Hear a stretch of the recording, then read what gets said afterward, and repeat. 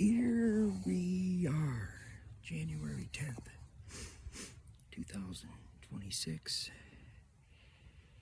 It's 39 degrees, overcast, and we're out hunting coyotes tonight. We got the decoy set up. I'll give you a little, look-see here. Turn you around, and I got the AR-15 chambered in 223-556. Yeah, got the flashlight mounted on top.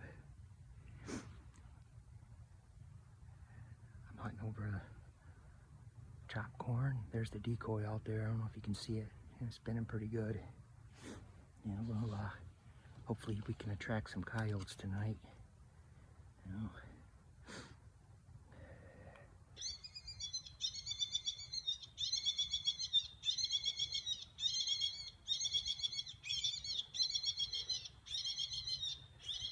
It's a nice night though. It's a pretty beautiful, perfect evening.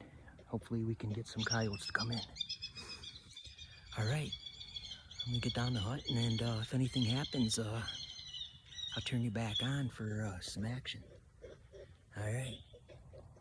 See ya, King Hornybuck.